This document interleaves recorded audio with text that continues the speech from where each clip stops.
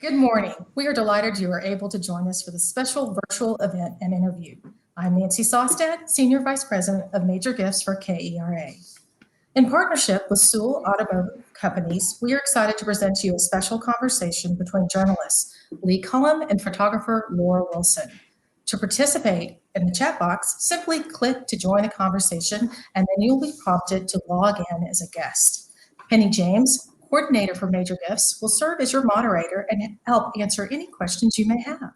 And now it is my pleasure to introduce Lee Cullum. Lee, I am virtually handing over the microphone to you. Hello, Laura. Lovely to be with you. Hi, We are Lee. all very eager to see your new book, Writers. You've been photographing famous writers for the past few years, and the most recent was a very young writer named Britt Bennett in Los Angeles. She wrote a book called The Vanishing Half. Barack Obama said it was one of the 10 most important books of last year. That's pretty good. Tell us about her. How did that picture go? It was a great treat to photograph her because you're very nice to say a few years, Lee. Actually, I've been working on this. I used to be very self-conscious about saying this, that 11 years. But in fact, in these last couple of years, I've been urged to broaden my scope instead of the most distinguished writers that we all are familiar with, like Tom Stoppard or James Crace or Seamus Heaney, to broaden my inclusion to women, younger women, and people of color. So I've had the opportunity to do that. And Britt Bennett was just a terrific experience. She is just 30 years old. Her book, this is her second book. She's on the New York Times bestseller list. I think she's number 3. And she's been 37 weeks on the bestseller list. It's fantastic for a young writer. So for me to have the opportunity to photograph someone who's right on the cusp of fame, she certainly is very accomplished, and many people might say she's famous already, but compared to the Booker Prize winners and the Nobel Prize winners that I have had the opportunity to photograph, she really is just coming up in the ascendancy. And so that was wonderful to photograph someone like that because she's not, she hadn't been photographed too much. She was pleased to see me. She was open, even in this coronavirus world, to being photographed. Well, Laura, you mentioned Tom Stoppard, and of course, to my mind, he is still the finest writer in the English language, playwright. And he wrote a play called Invention of Love. One of the characters was Oscar Wilde.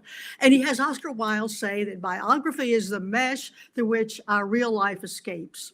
You photographed him. Did you get some of his real life in that photograph and in the text that you'll write about him? Was he revealing when probably he wanted to conceal? I liked him very much. I had an unusual experience with him. I had been in touch with him a year before I actually photographed him, and he very nicely, I sent him my letter, which explained who I was and what I was doing, and he agreed. And then as it got closer to the time that I was to photograph him, he must have reread the letter, and he said, "Oh, I don't know. I don't know why I agreed to this. This is much more than you're coming from Texas. You're bringing an assistant. I didn't dream of this." And I thought it would just be a picture. And he said, "I don't know. I don't think I can do this. This is all in an email."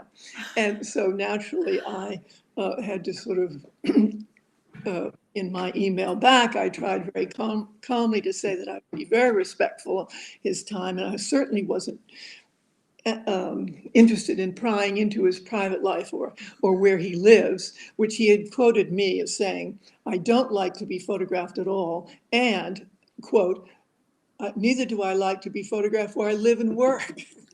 So where did you photograph him? So he then suggested Covent Garden, a restaurant. I was to meet him outside a restaurant in Covent Garden. And he said, "I'll give you 15 minutes. So I thought, okay, that's going to be a challenge because many of the writers, Britt Bennett, for instance, gave me 2 days. I mean, generously gave me 2 days. So you get wonderful photographs when you're with someone for that length of time. But Tom Stoppard didn't. I mean, I was very lucky to get the 15 minutes. I felt very lucky to get the 15 minutes. So when I met him, it was in Covent Garden. And I thought, this is impossible. I mean, all these people, it seemed yeah. like spring break for every student in Europe, passing up and down, drinking on the sidewalk. I couldn't believe it. I thought I'll never be able to do a portrait of him here. So I was there ahead of time, obviously, and my assistant and I scouted a place down a side alley that we thought might be quiet and appropriate. And so I asked him, may we walk this way, away from the crowds? And he sort of nodded yes. And he looked fantastic, by the way. So I was very glad to be able to have the opportunity. Even seeing him in person made me so honored to be able to photograph him. So he brought his wife, and so we were the four of us, my assistant, his wife. He and his wife were walking down the street, but he went strided on ahead of us, and he's very big and tall, and he was not, you could see he was anxious to get this over with. So he went down the street and went to the spot where we had picked, and there were big trucks that had moved there between the time that we had scouted it and we arrived, which was maybe 8 minutes. So then we went to another alley, more trucks, more people, a third alley. And by this time, I've used up 9 of the 15 minutes. And I was now beginning to be really pressed and nervous. All of a sudden, we came to a colonnade, which had a covering over it. And this beautiful, beautiful English, moist air, afternoon light flooded the colonnade with a soft glow. And he stood there in front of a doorway. And he said, and he looked fantastic. He had his hands in his pocket, very English European way of standing with his thumbs out and fingers in his pocket. And he looked directly at the camera and he said, okay, what do you want? Smile, serious, laughter, what do you want? And I said, oh my gosh, you look fantastic just the way you are. And really within about 6 minutes, I got this perfect picture of him. And I knew I had gotten it. And I must say, he was very relieved to be free from the session and time to have lunch or a late lunch with his wife and son that they were meeting in Covent Garden. So it was I thought it was a great experience, and it really put me to the test. And the picture, because of him, because of this amazing face he has, it's great and could even be the cover of the book. Well, I know now that you're thinking of going to Honolulu later this month to photograph another woman writer. That's a good thing, named Maxine Hong Kingston, who wrote The Woman Warrior. And she's been a little difficult too. Has she ever said yes? Not yet. Not yet? Oh, no. Oh, no. So I think her last message to me was I would like the session to be brief. And so I thought, well, that's understand as I'm reading. It was a brief message. As I'm reading, I'm thinking that yes, I can understand you want the session to be brief. Everything is that. brief. Well, I did look her up, and she said something quite wonderful. She said, all the sweat and hard work should not be put on display. Better to look as if you're favored by the gods. Yes. Which is the way you always look after. Well, you did manage to photograph Carlos Fuentes. I interviewed him some years ago, and he said something I've always remembered. He said, I would rather be a Greek than an Aztec. I would rather wrestle with things alien to me than die of absolute astonishment as Montezuma did when he beheld Cortez. Now, Montezuma didn't drop dead on the spot, but the fall began then. And it made me think of you and moving with Bob Wilson to Dallas when you were very young. You're a pure New Englander, if I ever met one. I'm wondering, but you didn't die of absolute astonishment. You fell in love with the West. How did that happen? Well, I felt very lucky to be here, Lee. I mean, it did seem like the new world, I must say. And because as a child, I'd always read a great deal about the romantic aspects of the West, I was very lucky to be here, and particularly Mexico, where I thought, wow, to be so close. I thought I would be, maybe an hour or two from Mexico. I had no idea it would be 7 or 8 hours, 9 hours to Mexico. But I felt very lucky to photograph Carlos Fuentes, who, unlike Tom Stoppard, was very giving of his time and understanding of what I needed. Something that I would like to say about the writers, each writer, that no matter how much time I'm given by the writer, they always seem to understand what I need. And that's not true of most people, most groups of people. In fact, more than any other group of people, writers have been the ones who are able to, it seems to me, reveal the most about their feeling, their heart, in a portrait. And Carlos Fuentes, so he, like Tom Stoppard, famously handsome. And when he appeared at his doorway in Mexico City, this lovely house in a beautiful part of the city, in a gray cashmere sweater and gray slacks and this lovely white hair and tan face, I thought, wow, he looks just as advertised. And as I was, but I wasn't breaking through. I wasn't getting anything that another photographer hadn't already gotten. And then all of a sudden, when I was changing film, I looked up and saw this heartbreaking expression on his face, just revealing much more than I had ever seen in a portrait of him. And it just was a second or two, but I was lucky enough to get it. And I knew I had gotten something very unusual. And what I think it revealed is he, of course, was a very sensitive and highly intelligent and very sophisticated man. And he did have a public persona. I mean, that on his coffee table are pictures of him with Juan Carlos and pictures of him with Clinton and Bush and world leaders. But there were two little photographs on his a side table, one of his daughter and one of his son. I learned that both children had committed suicide. And I feel that this expression, that just appeared on his face as he was being photographed, expresses something of what his life had been like in the last 20 years. Yes, heartbreaking. Yeah. Well, Laura, speaking of heart, I don't normally go in for personal questions, but it's just irresistible. You're about to celebrate your first wedding anniversary in April, is that right? Yes. To a charming and attractive man who lived right down the street from you for years and years and years, and you never met. So how did all this happen? I know. I accused him of being so distant and so unfeeling that he never walked down the street and said hello. But luckily, a close friend of his college roommate, they both went to SMU, as you did, I think, Lee. Yes.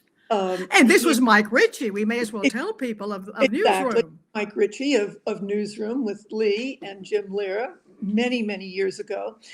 Mike and he and Scott are close friends. And so Mike introduced us after Bob died, and we began going out. And I feel very lucky at this point in my life to have met such a good person, such a person of high character and moral integrity. Well, but we want to hear about the wedding. This was a pure lockdown wedding.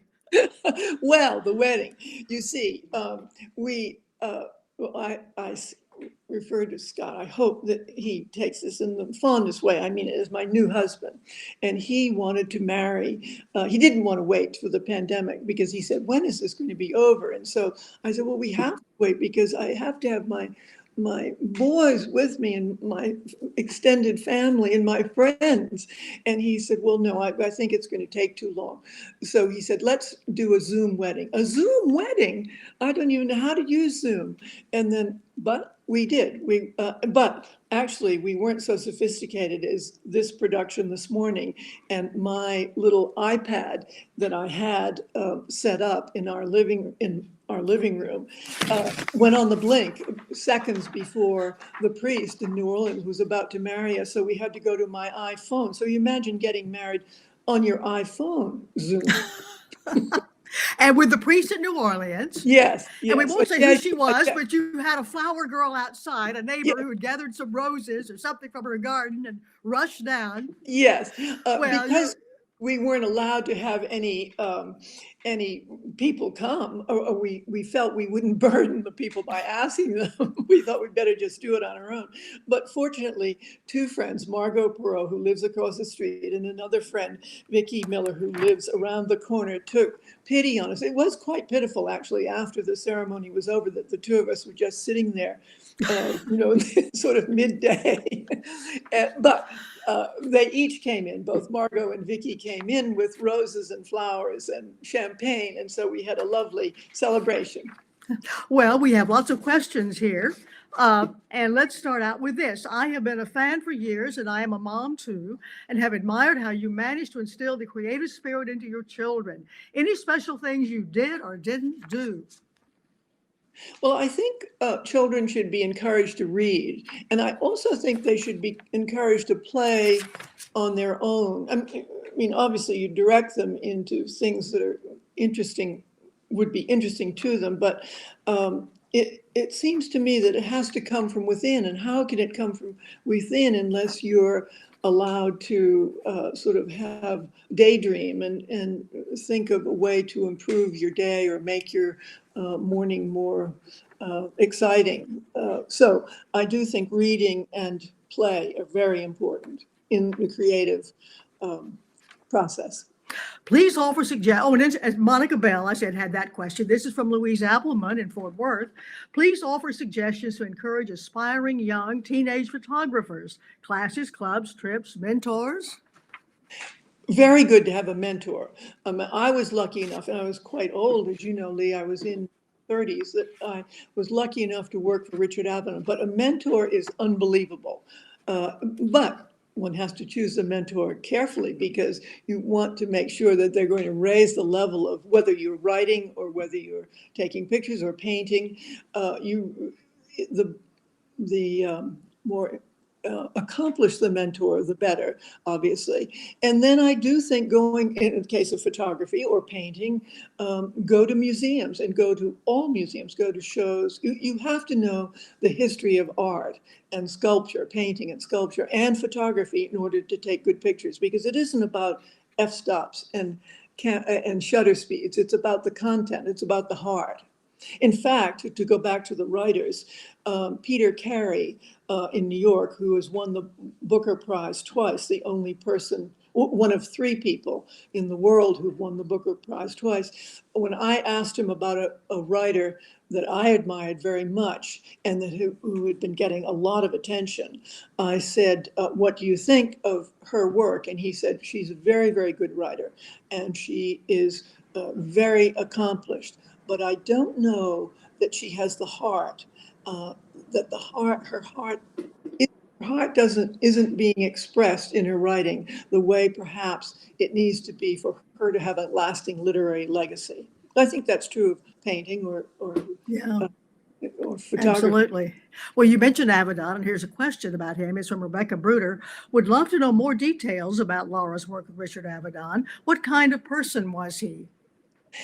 He was a tremendous mentor. He didn't suffer fools at all. I had to be prepared. I had to be working hard. I had to do more than I was asked for, all of which were very good practice. And I was completely willing to do what needed to be done. And he raised the bar very, very high. What was interesting to me right from the beginning was that he wasn't interested, he himself wasn't interested in talking about f-stops and shutter speeds. In fact, he worked with, as you may know, with a big Deerdorf camera, and he, like Matthew Brady, so you walk under a black cloth and you're looking at a screen the size of a computer screen, almost upside down and backwards. And so the joke, or what the assistants and I used to say, is don't let Dick touch the shutter. Don't let Dick touch the film. Just let him get under the black cloth. So it isn't, again, and I learned this with Dick, it isn't about, it's about composition and emotion. It isn't about the technical aspects of photography that interested him. And I think that helped me, because I wasn't particularly suited to the more technical aspects of photography. Is there another discrete group, such as the Hutterites, that you have been interested in photographing? And that was a great book, incidentally. This is from Jennifer Flynn. I think I'm so, I have so much my mind on the writers right now that I can't, a group hasn't come forward the same way the extraordinary Hutterites came to me, where I realized they had never, well, they don't allow photography, number one, and they had never been photographed except maybe a news picture or a local Great Falls photographer would photograph some children playing by the side of the road. So that was just an extraordinary opportunity.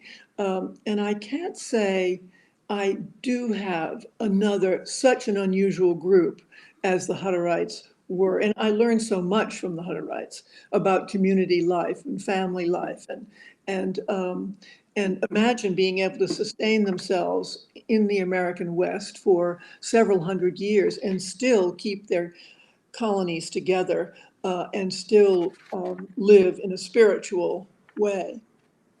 This question is from John Henry, and he wants to know if you have finished, listen to all this, your authors, we know you're working on that, mountain lion hunting among the southern border of Mexico, behind the scenes shoots at Wes Anderson Productions in France, etc. It sounds like you have a lot of projects. Well, the father and daughter that I was photographing, who are hunters, very amazing hunters in southeastern Arizona, who live along the Mexican border. And what interested me about them was their life along the border as Anglo ranchers, and the father and daughter relationship is very, very close, and their skills as hunters. And so, yes, we did, or they, I should say, did get a mountain lion, and I have some amazing photographs of that hunt. And then I forget the other aspect of the question. Oh, with Wes Anderson. Wes Anderson, yes. Fantastic. No, Wes is just the best, and I hope to continue to photograph Wes for as long as he's doing, and I'm sure he'll be doing it for a long, long time. But he is an extraordinary person and filmmaker, and each time I've been on a set of his, I've felt very, very lucky, because not only is it Wes that I've been exposed to, but it's also the other, the cinematographer, the lighting and sound people. They're all the very best in the business, and as well as the actors, of course. So each time I've been on a Wes Anderson set, I've felt very privileged, very lucky. We just have a couple of minutes left, but I want to ask you about Seamus Heaney. I know that you photographed him. He's a great favorite poet of President Biden. It's kind of the poet of the hour now that we have an Irishman in the White House. How did you find him? Yeah, he was just lovely. A very nice thing happened to me. I wrote to him, and his assistant wrote back, and so we were back and forth with the arrangements to meet him. And so I was to meet him in Dublin at his house one morning at 10 o'clock in the morning. But as I had been dealing with his assistant for 6 months, I didn't expect the door to be opened by Seamus Heaney himself, who won the Nobel Prize in literature. And I was just stunned when he opened his own door and said, "Welcome." I mean, it was just very touching to me. And when I walked in to his living room, on the coffee table in his living room, he had the Hutterite book. And the first question he asked me is about the cover of the Hutterite book. He said, "How did you get that little boy to stand on that horse that way?" But I thought, what a gracious, unusual person. And I liked him very, very much. And he was quite sly and charming in this, that he quietly said to me, of course he's been photographed a gazillion times, and he said to me in the most charming, sort of quiet way, because his house faced this enormous strand with the ocean or bay, seemed like hundreds of miles in both directions and out in the distance. And so I thought, what a great place to take him and go out and photograph him in this lovely salt air. And he very quietly said, every photographer who comes here loves that beach. And so well, that I better not do. And so, in any case, he sort of steered me in the right direction. And in his living room, he had the hide of, as you know, I'm interested in hides, and the mountain lion hide. He had the hide of a badger and the hide of a skunk. And I said, "Oh gosh, Mr. Haney, where did you get these great hides?"